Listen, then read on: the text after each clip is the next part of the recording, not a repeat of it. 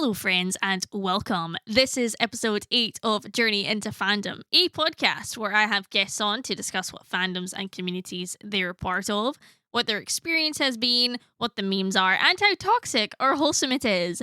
I'm your host, Caroline, and today on the show we had my friend Josh, also known as Clonk, on to talk about Dungeons and Dragons.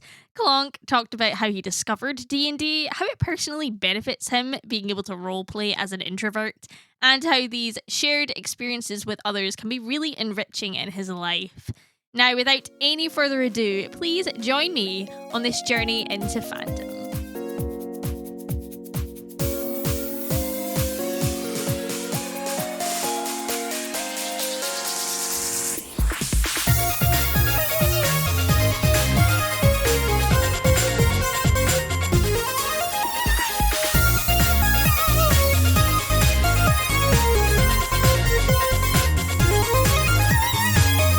Hello, friends, and welcome to another episode of Journey into Fandom. Today, I am joined by my friend Josh from Australia, also known as Clonk. Hello, how are you? I am doing most excellently. Incredible. I am so pleased. Um, so you've come on the show today to chat a little bit about Dungeons. Let's try that again. So you've come on our show to talk about Dungeons and Dragons today, which I am hyped for because I've dabbled a little bit. I wouldn't say I'm a aficionado or anything like that, but I enjoy D&D a fair bit, I will say. So I am looking forward to this. Yeah, So it would is you good like fun. yeah, it is good fun. Um before we started recording just now about 2 minutes ago, we were talking about, oh, how do I refer to you? Because everyone online calls you Klong, and I'm like, but that's not your name. So, would you like to give us the backstory of how that came about? Of course. So my full username most places on the interwebs is Gurno the Conqueror. Mm-hmm. It comes because my siblings and I, back in the day, used to play I believe it's an originally German game called Clonk Rage. And in that game, Excellent. I think you're meant to, like, there are various settings where you can be either medieval or Western and stuff, but you're meant to be in teams and build bases and castles and stuff and then fight each other. And it's like a side Mm, scrolly thing. We never did that. We right. would set everything up, build our castles, and then make immense amounts of foods and invite each other for feasts and such. And basically, there were in our main scenario that we played, we'd edited it because the main little character you can play can carry one thing at a time, which is, of course, immensely inconvenient. And so we edited them to carry 100 things. Uh, and the Excellent. first little carrier clonk, as we call them, that I had was called Gurno, or Gernot, I think it's in German. And then the first knight I ever made was I changed his name to Clonkerer as a play on the game's name and just being a conqueror. Um, I like it. Good and so the stuff. name was stuck. Love it. So, coming back to Dungeons Mhm. and Dragons. Okay, To the so I actual do. game we want to talk about, Yes. Yeah. although it's So, somewhat related with medieval stuff. yeah, I was gonna say, like, did that game? What did you say it was called again? Clonk Rage. Clonk Rage. Like, was that like pre your D&D experience, or did it come along at the same time, or did it sort of like somehow inspire you to play D&D in some way? No, so that was pretty much like one of our sibling games, Okay. and my D&D experience basically came. So I think in my later teens, so like Mm, 18 or 17 or 18 or 19, somewhere around there. yeah. I knew of the existence of Dungeons and Dragons, and Yes. I can't remember exactly where I found out about it. The first thing I remember of online knowing about it is some of the Penny Arcade guys did some Dungeons and Dragons games of fourth edition Okay. in on like at one of their PAXs. Um, I think they had also done a podcast before that, but my first experience was watching a couple of episodes on YouTube, just randomly browsing, and saw a couple of those episodes. And so my initial experience was with that kind of version of the game, and so Right. I researched like a bunch of it, but then I've never played fourth edition. Nice. So Fair enough. because by the time I actually got round to being able to play, fifth edition had come out. Yes. And that's like the default edition now, right? Pretty much. Yeah, so Yeah. fifth edition is the latest version and is like way easier for like introductions into it, and it's pretty simple. Yes. And it's like way easier to get in. But I guess like we're talking about this, and half of them probably don't know what I'm talking about. Yes. Okay. So coming back to that, right? What I like to do, I like to give my guests 2 minutes to give the listener some context as to what the topic is and like give us the condensed wiki article version. So would you like to do that for Dungeons and Dragons? Like, can you sum up D&D in 2 minutes? Would you like to give it a bash? We'll see how it I goes. can certainly try. Okay. So Right. Are put you ready? simply, I'll just start the clock now. Okay. All right. Carry on, please. Dungeons and Dragons is a tabletop role playing game. Aha, you say. I don't know what that is either. Essentially, when you're young and kids, you get together with your friends and you make up stories. And inevitably, Bob is going to say, and then I kill them all. Tabletop role playing games are a rule system set in place so that Bob just can't say he kills them all.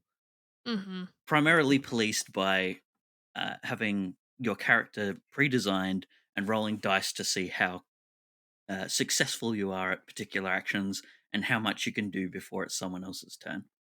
Mm-hmm. And that's, put simply, the basics. D&D is primarily the like the Narnia or Lord of the Rings kind of setting version of that. Yep. You still got a minute and 3 seconds if you want to Oh wow. continue. Let's It's up to see. you. Whew. I mean, I could blab, but I think that's the general gist. You can be done. That is I okay. can be That done. is Yeah. fine. That was really well put. Very succinct, very precise. I liked it a lot.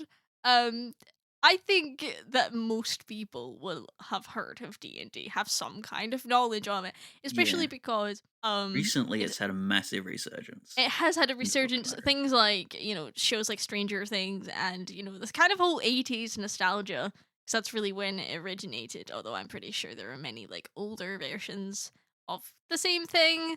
But I would say, I don't know if it came out in the 80s or if it was just popularized in the 80s, but like there's a whole 80s nostalgia thing coming through shows like Stranger Things and so on that are kind of Yeah.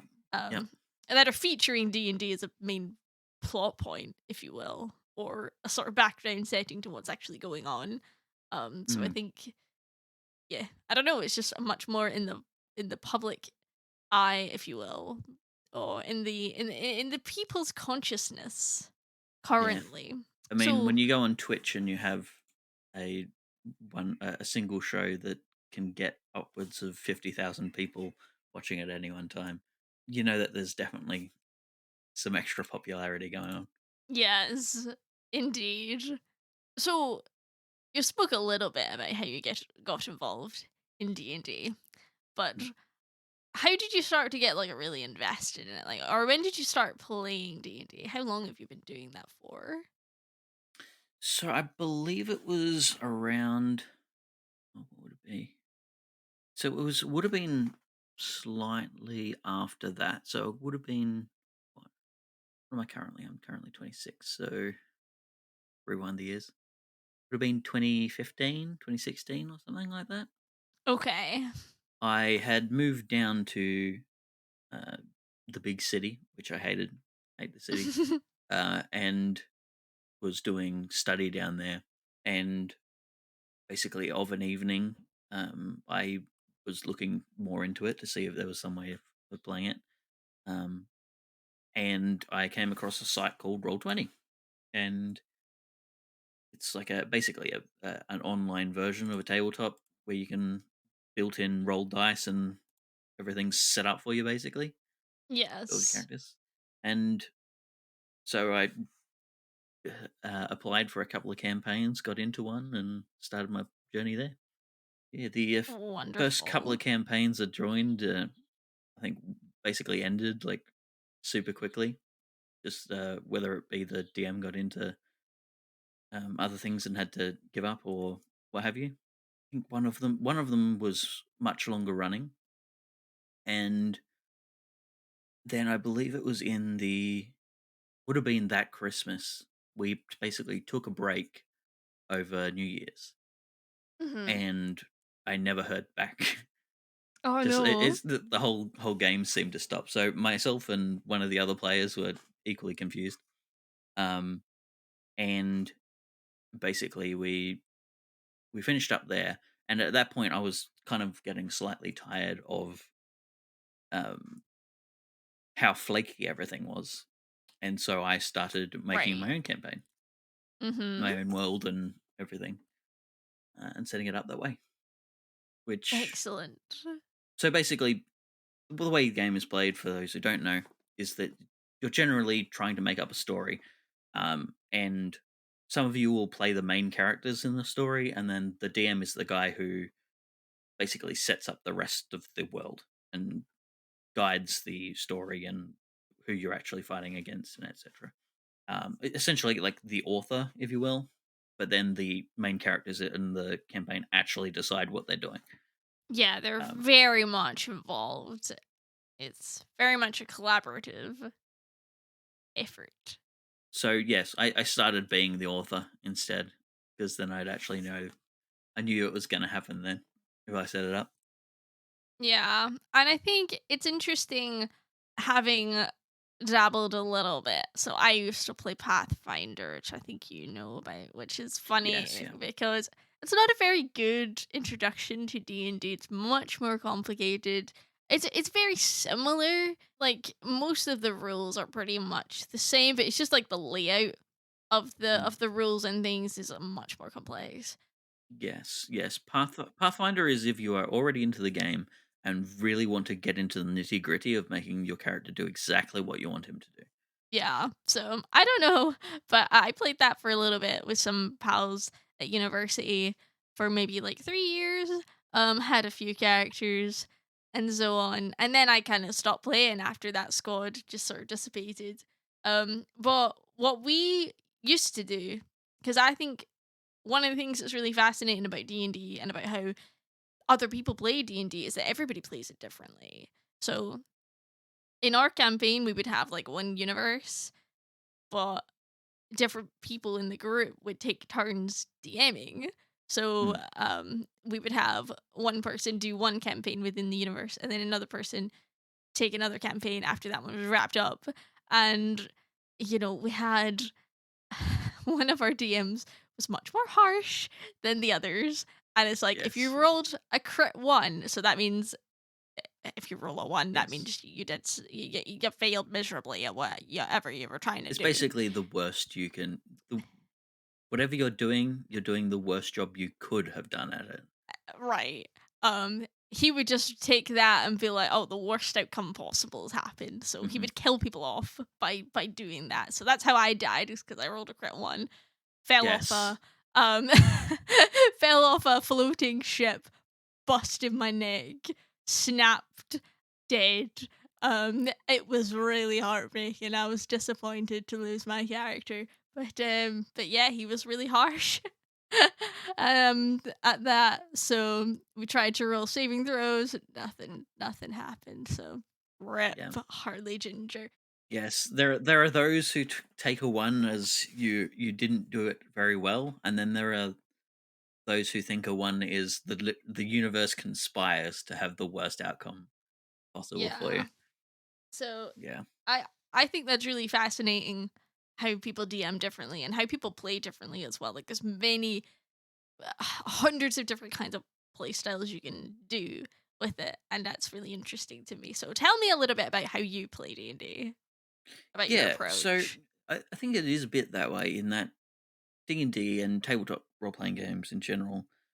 I would put them on almost more of a form of media than I do a specific game, because you can play in so many varying kinds of campaigns.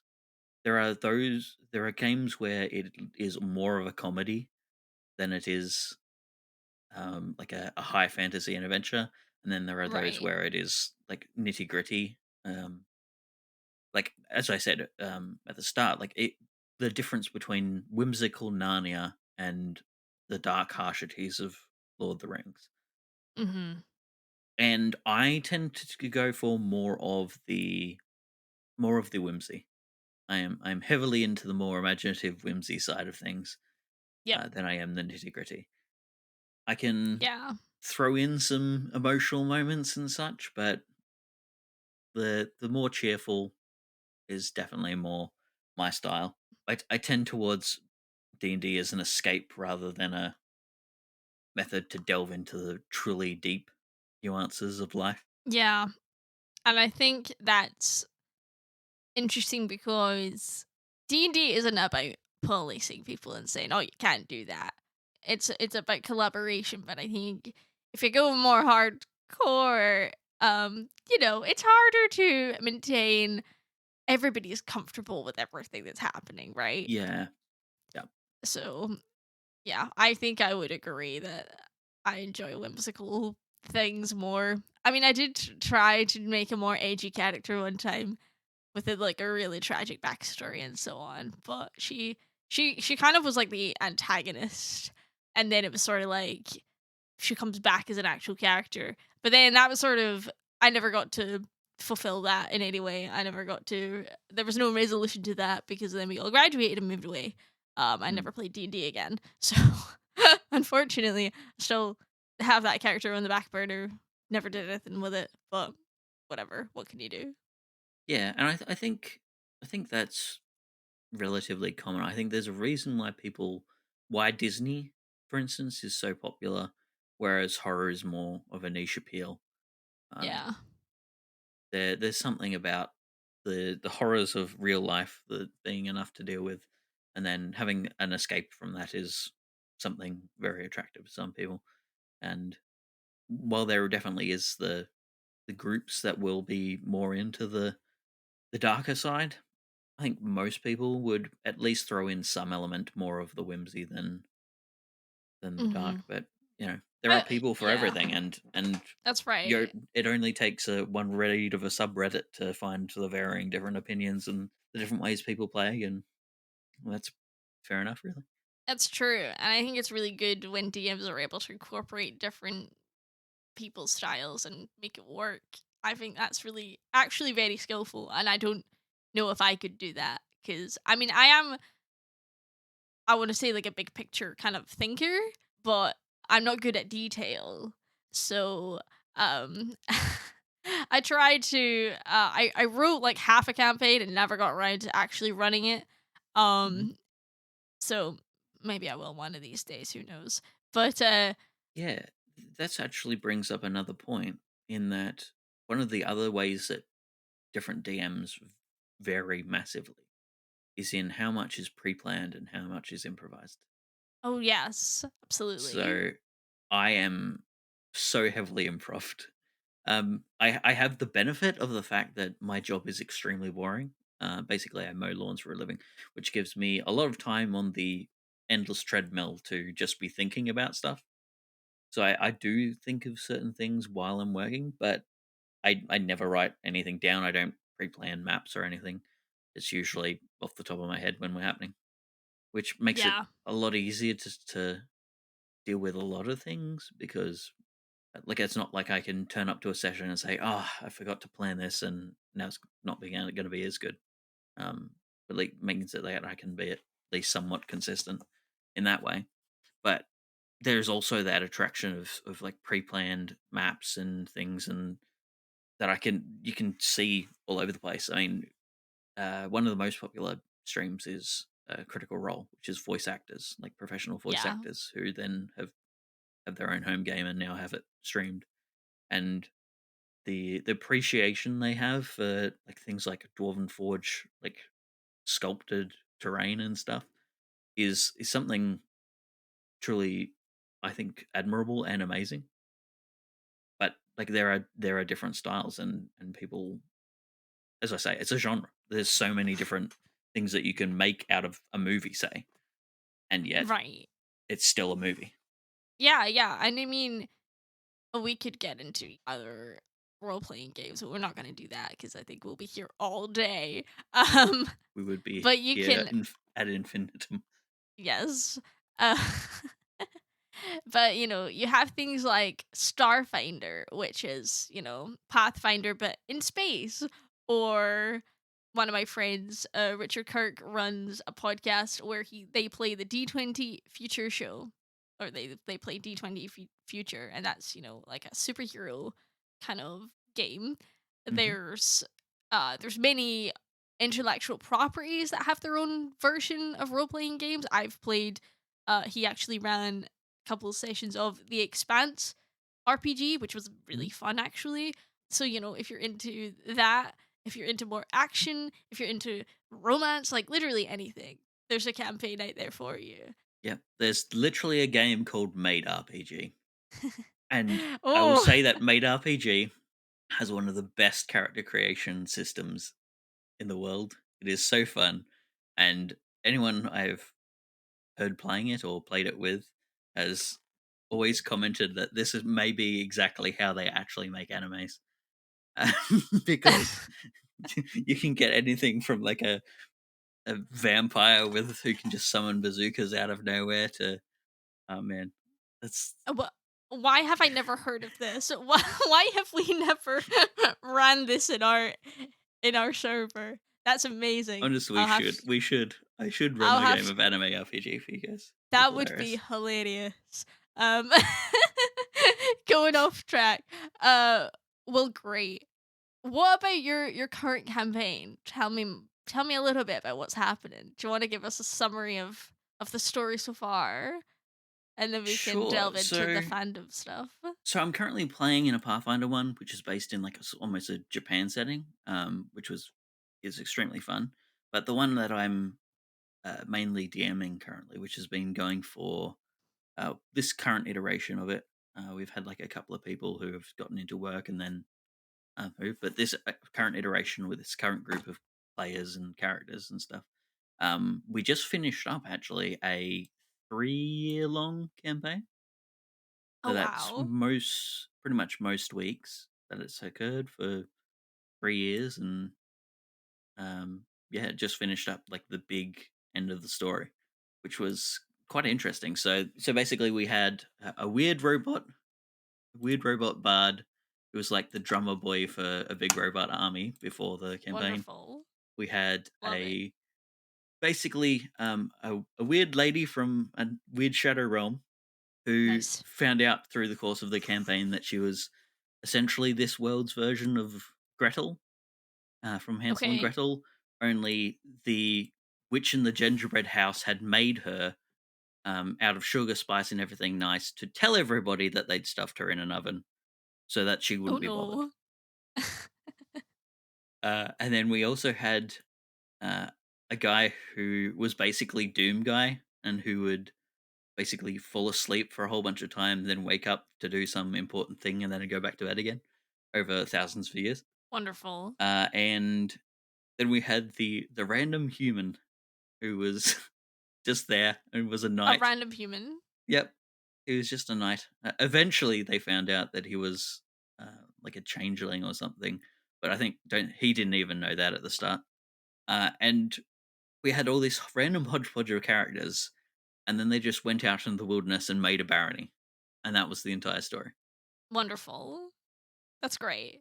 Yeah, they ended up fighting basically this god of military extremism who was trying to raise an army.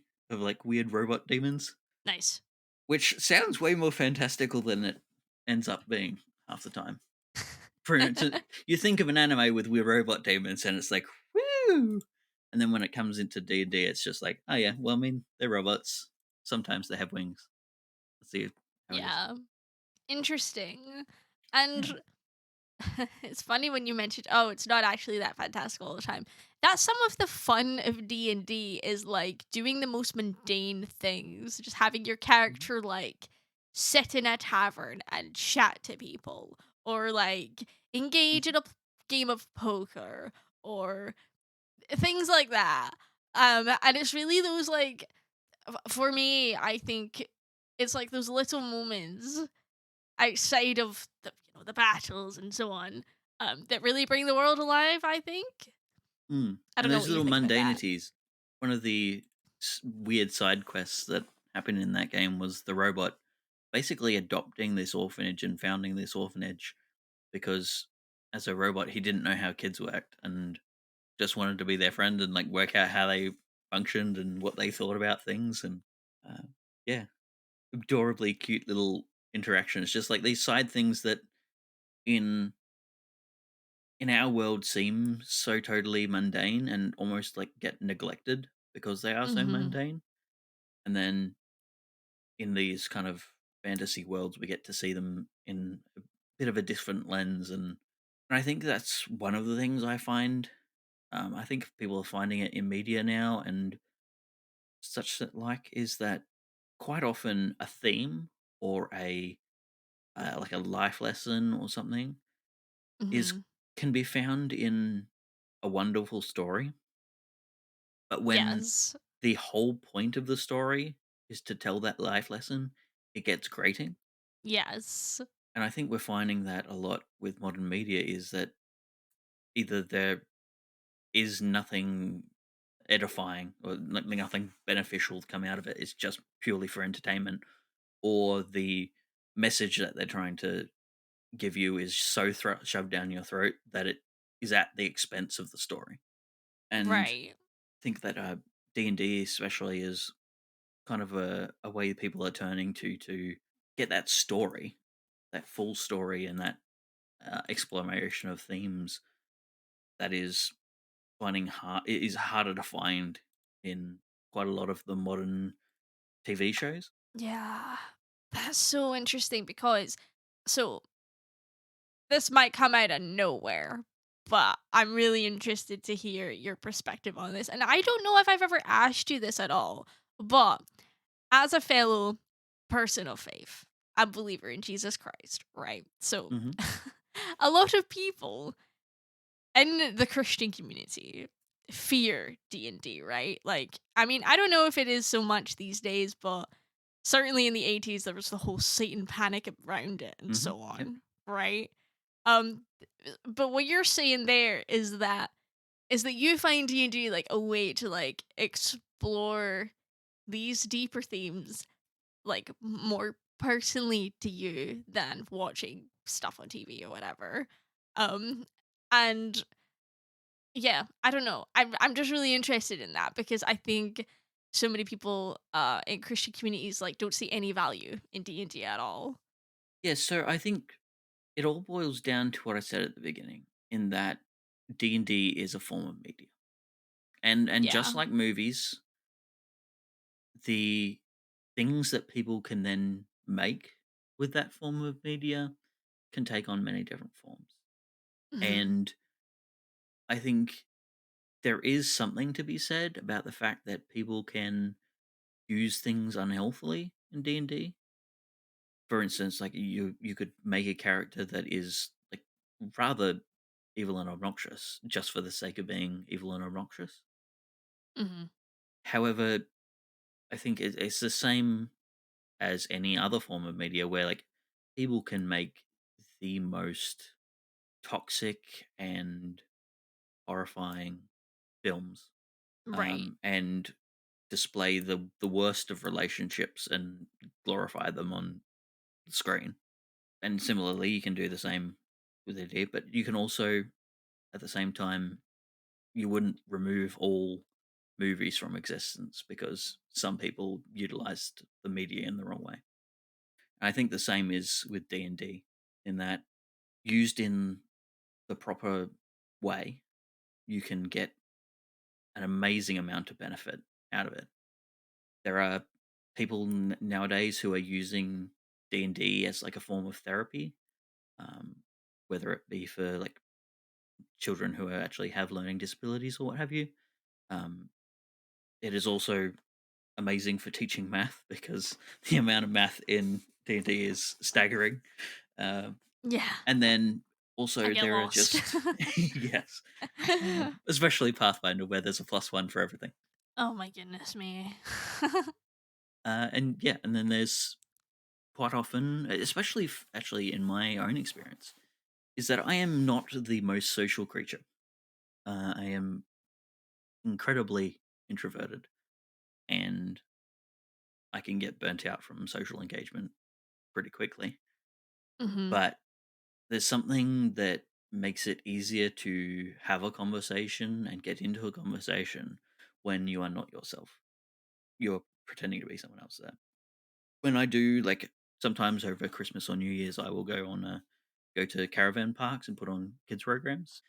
Part of that is like putting on skits and that kind of thing. And I find it Hmm. way easier to talk to anybody or a kid when I'm putting on a silly voice and it's not me. And I Yeah. think one of the interesting ways that D&D works is that you can start off a conversation in D&D as your character. But when the topic is something that you know about or is somewhat parallel to real life, it can be quite interesting to actually weigh up these questions and get into these conversations that are not just your character speaking. Yeah. And when you start to blur those lines between the character and you and start asking these questions yourself and talking to these other people, and some of the best friendships that people have can be formed through a D&D game. Yeah. I know there are people in the community that have literally started a D&D campaign several years ago and are now like solid friends both in and out of game from that. Especially one of the blokes from the community actually, who they all went to his wedding. They all piled together and moved through this whole shenanigans over the last couple of years and have come out through the other side stronger for it. That's awesome. That's so cool. And Um, I see on the internet lots of memes about how you can put Dungeons and Dragons on your resume, talking about mhm. how it's like you meet with peers for creativity and conflict resolution and skill development and that kind of thing. And honestly, it's kind of true. Yeah. When you go through, even if these things are not necessarily real, air quotes real, they are still problems that you then work out how to work with others to get through. And it's those shared experiences, especially since most D&D campaigns will never be truly experienced or seen by anyone other than those at the table. Yeah. So those 5 people, that's your core group, usually is 4 and a DM. That's 5 people who are sharing something together and forming their little community and their own shared experience. That's really precious, actually. I think that's what we found when I used to play Pathfinder is like, it's just us in the room, but we're taken to this whole other world and getting to do all these cool things.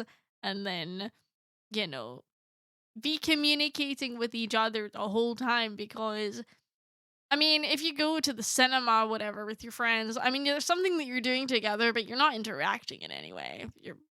I mean, I love going to the cinema, but that's beside the point.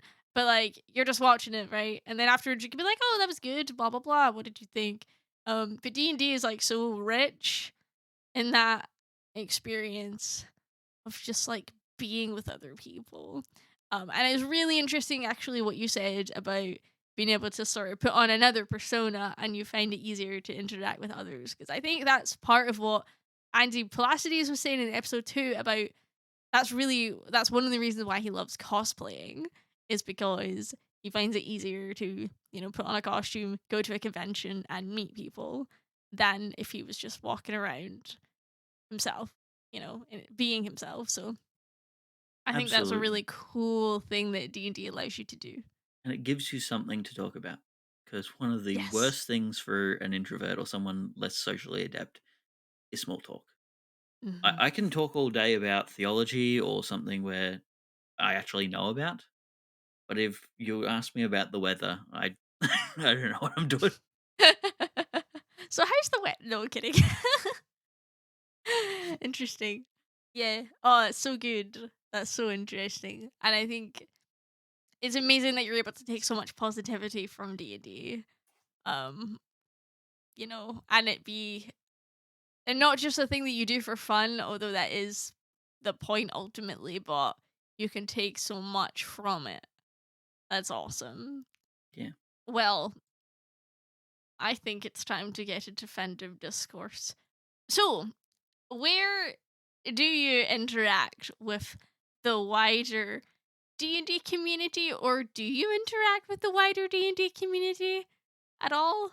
So I used to be very active within Mhm. the fifth, specifically the fifth edition, but also just general Dungeons and Dragons subreddit. I used to be big into that and be on there pretty much every day answering rules questions and analyzing things and all those various different questions and kind of that aspect of it. But Mhm. I have fallen off that massively as of recent times. I think I had a spate there where I didn't actually check it at all for a good 6 months, and then I'm slowly getting back into it now, just like reading things mostly, um, rather than actually engaging. Partially because I don't really have the time still, and then partially because well, there are a couple of reasons, but yeah, a lot of the discussion nowadays is not something that is particularly of interest to me. It went from discussing the game to discussing other things that were like tangentially related, but not the game itself. And so I've Okay. kind of given up. I see. Um, what is it that people discuss? Do you know? What's the discourse that goes on at the minute? I mean, Okay, you said you're not into it currently, but so I mean, the other thing that I interact with it is by listening a whole bunch of campaigns. Because as I okay. said, I walk around. I'm on the endless treadmill, and that gives me many and many hours to listen to campaigns that are happening. So that's the other thing I interact with, and I do love that. The biggest big discussion topics that are happening currently, like most of them are to do with like, well, there are basically three main topics that I can think of it off the top of my head of. The first is just discussion about their own campaigns and whether their DM is terrible. That's like one of the most Right. common topics, which is usually some something to do with it, uh, people not knowing what kind of tone it was and then wanting to back out, or whether it was just the it was not advertised as the type of campaign it was, that kind of thing. That's fine. It's just I think people could realize that and work it out themselves rather than Right. popping it on the subreddit every time. Um, the second one is still rules, which is fine. You can interact with that okay. Um, I think I've just gotten burnt out of actually answering all the questions, and also I haven't kept up to date with um, the latest books and stuff. I vaguely allow them if my players want to play them. I read through them and have a look, but I don't keep myself up to date on them. And then the third thing that's happening currently is essentially uh, people. Okay, I'm gonna have to get into this a bit deeper. Uh, Okay. One of the easiest things about fifth edition and this basic idea of D&D, Mhm. especially the latest version, which I mainly play, is that it was really easy to be accessed. Like a person could come in to not knowing much about it, have a good read through the rules, and then run it, right? Yeah. And one of the biggest reasons why that was easy to do is because D&D itself has a pretty in-depth kind of setting, right?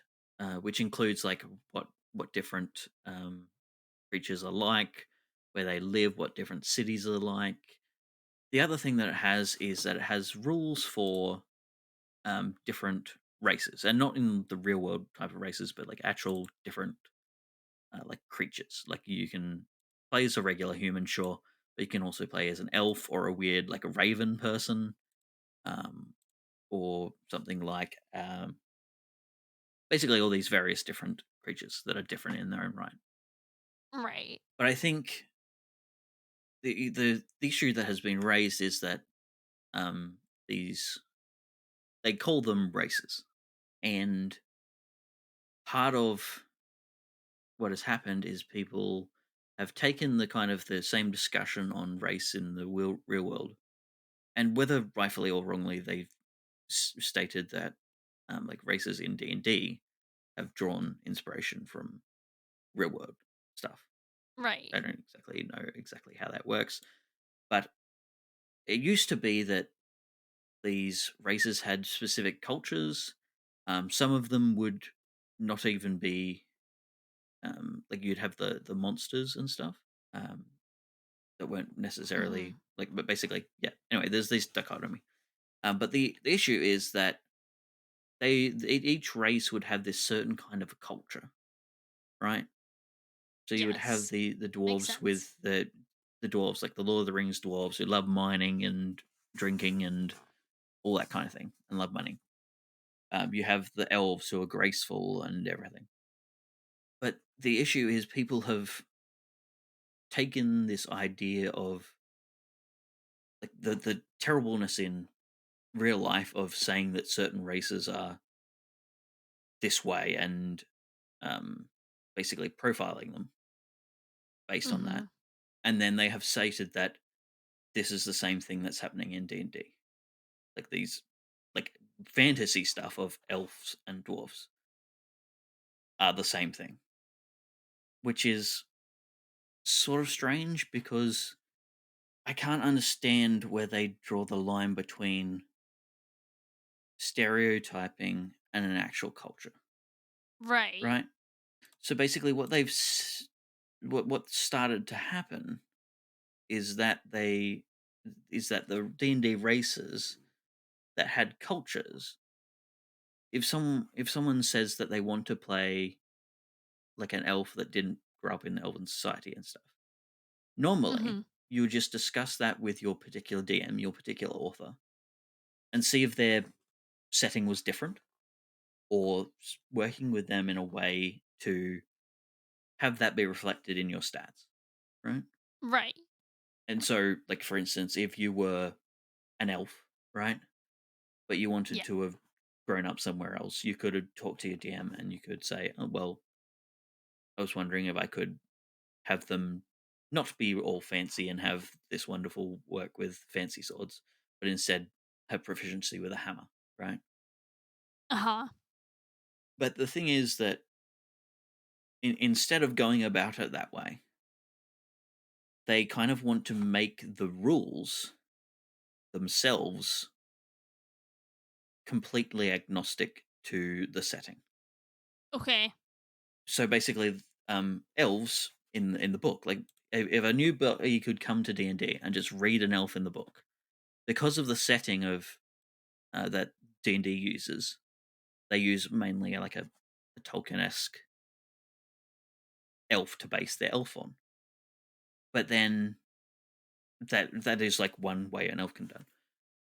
But of course, in order to make it so that it's kind of agnostic as to what an elf is like, that becomes then that if you want to reflect that in your your rules book, you can't be specific about what they are. You can't have the stats just reflect the culture that your setting is. Right. Yeah, so basically in order to actually accommodate an elf being whatever you want it to be, you have to change the entire setting of the book. So technically, I could understand a book that is completely agnostic, right? You just pick a Hmm. certain amount of abilities from whatever things there are. However, it does make it difficult for a new person coming to the game Right. because now they have to invent for themselves the entire setting. Like you have to Yeah. build your own world from scratch. Mm. And like, and not only that, but I think part of deciding what character you're gonna be is, reading about them and about their culture, and then you can be like, oh, that's a really interesting idea. Like, I hadn't thought of that, but I want to do that, you know?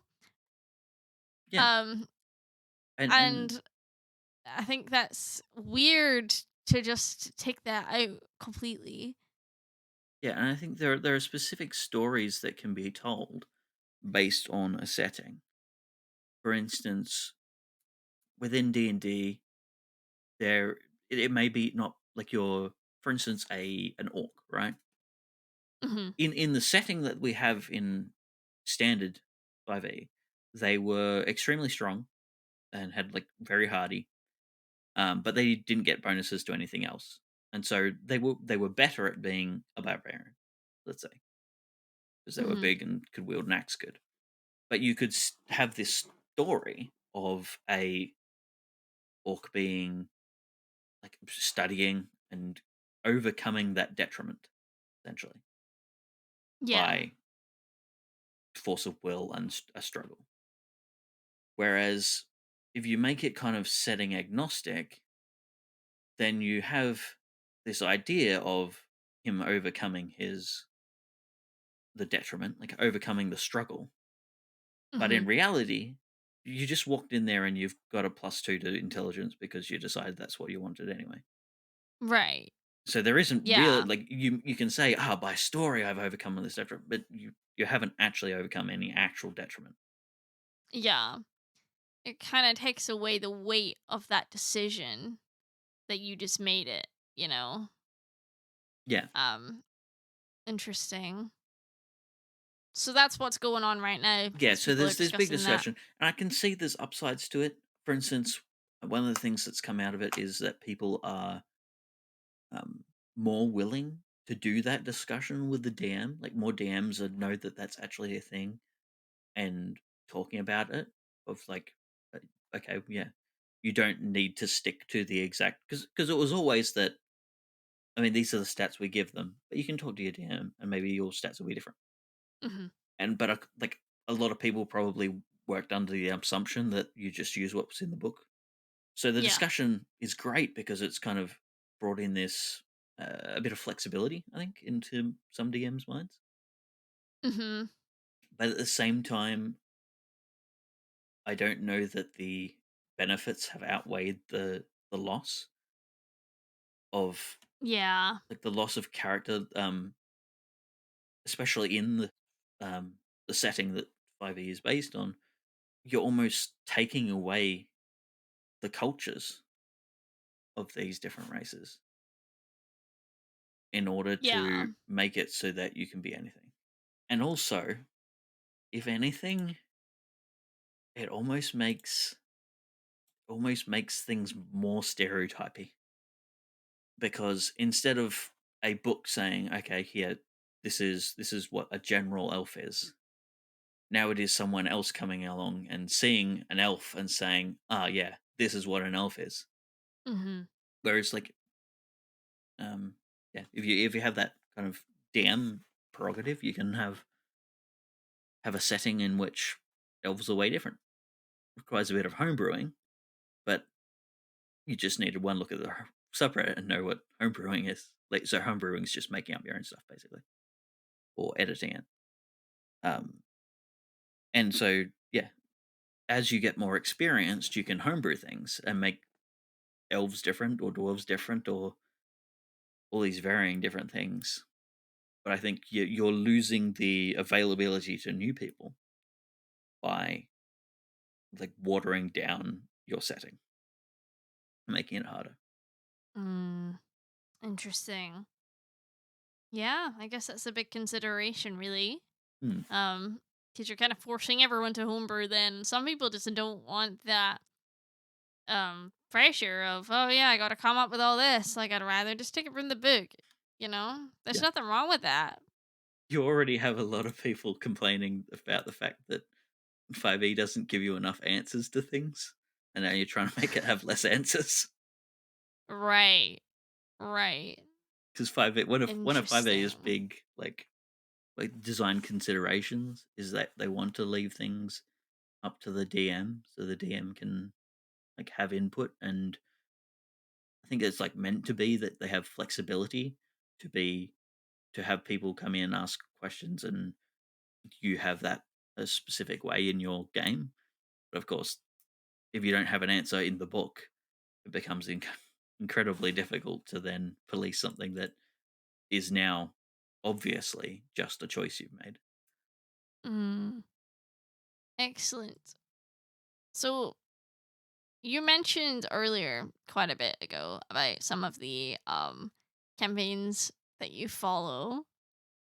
Who are some of those that you like?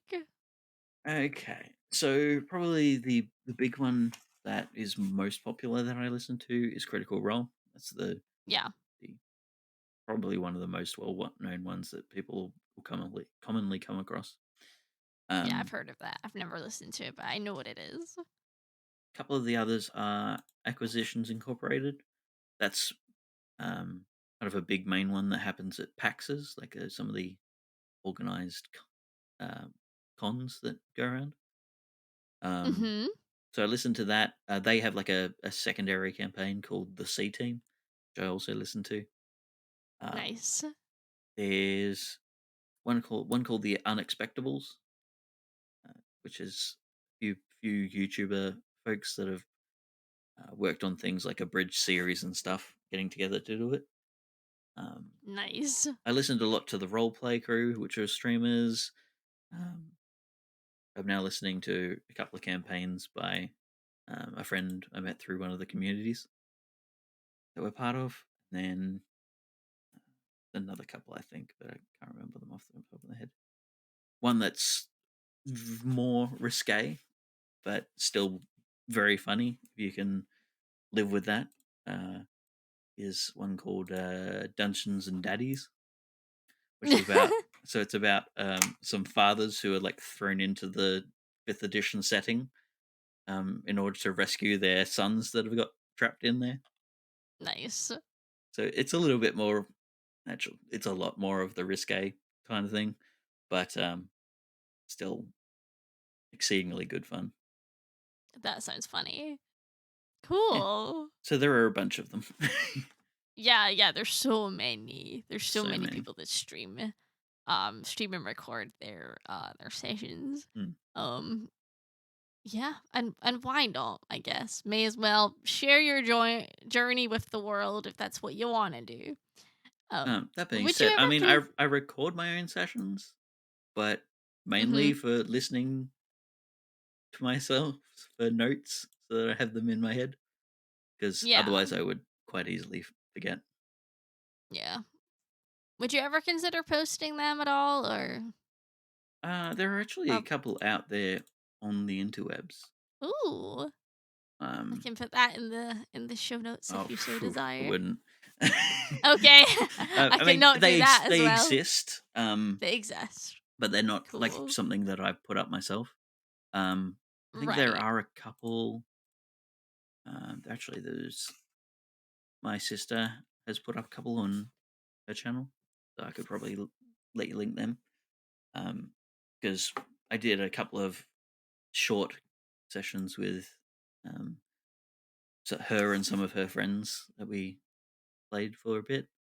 But COVID being what it is, schedules were haywire, so we never actually got to continue one of those for a long amount of time.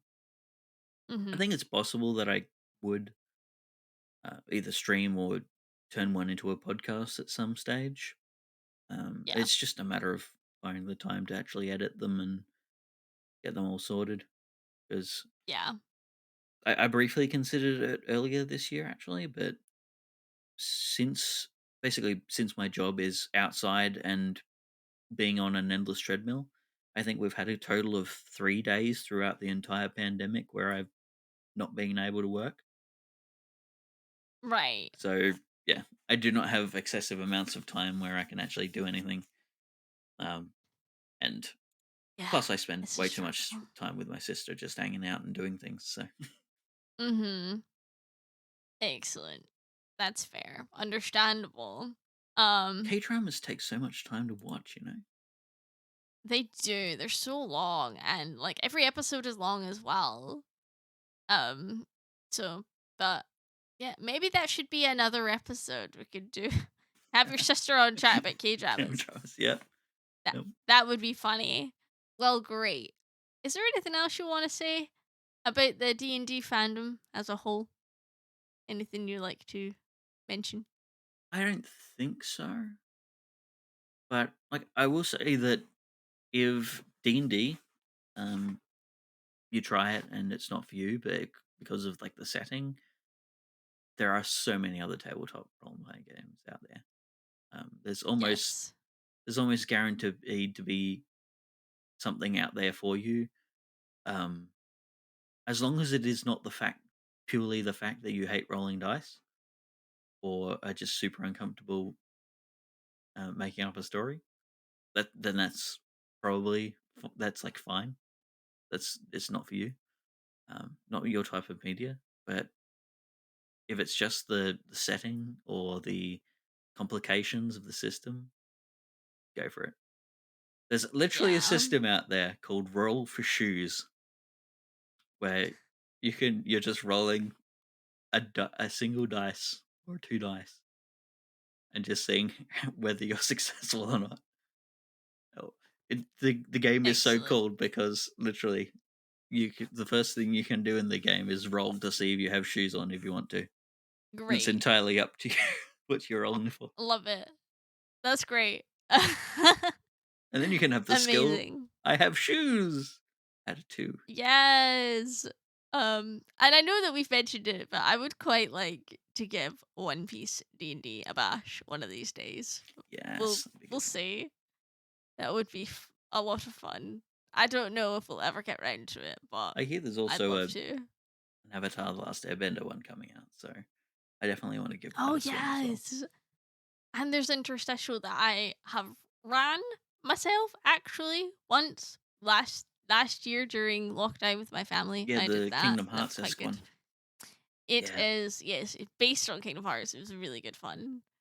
The idea of that is, I'll put a link down there, to interstitial. It's a lot of fun. You don't need to know anything about Kingdom Hearts because what it is, you can be an original character or you can be a character from literally anything, any TV show, movie, book, anything at all.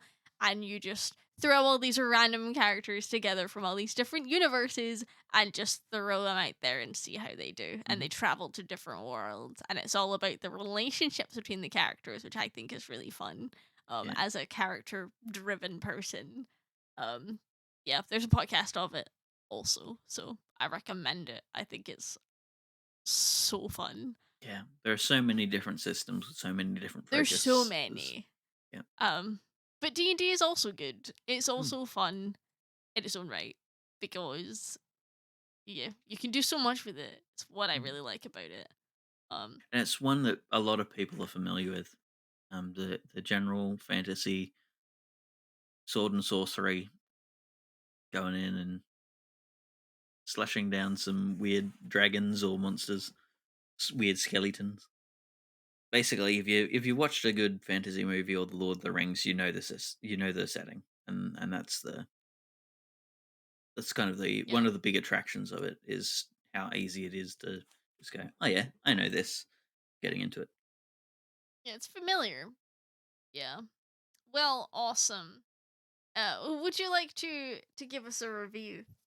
An absent review of the fandom as a whole, what you think it is? I know it's quite a hard question because it's huge. Yeah, I think. I mean, there's always the meme answer of like 1 out of 10 would recommend. Excellent. But I think one of the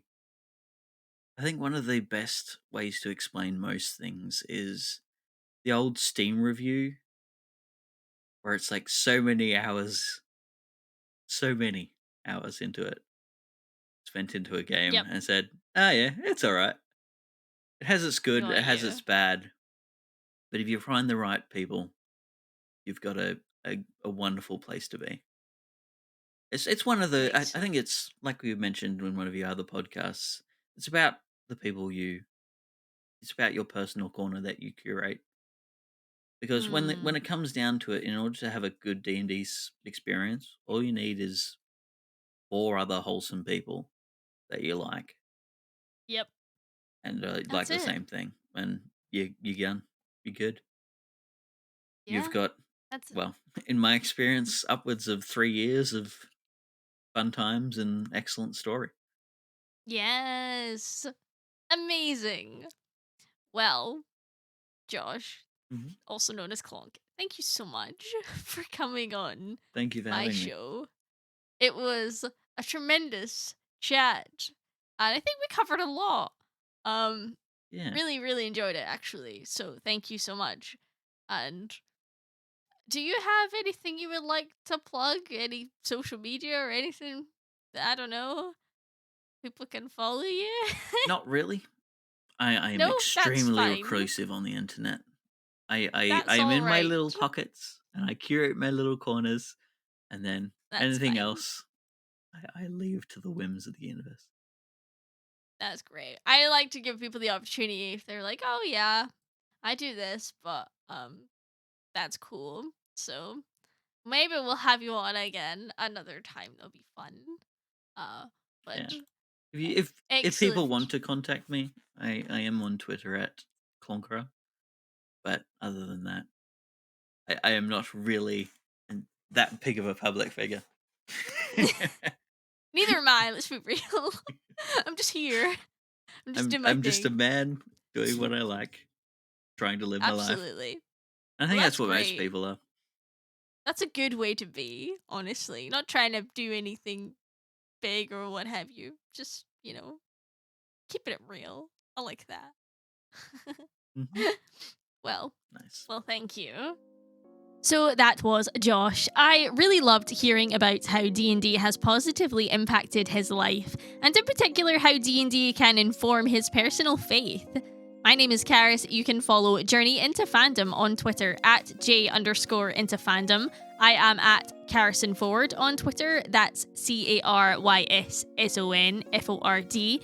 Please also join the official Discord for all my podcasts, Kingdom Minds, Retrospective, and Journey into Fandom. You can support the show by visiting patreon.com/Journey into Fandom. Thank you for listening. Bye.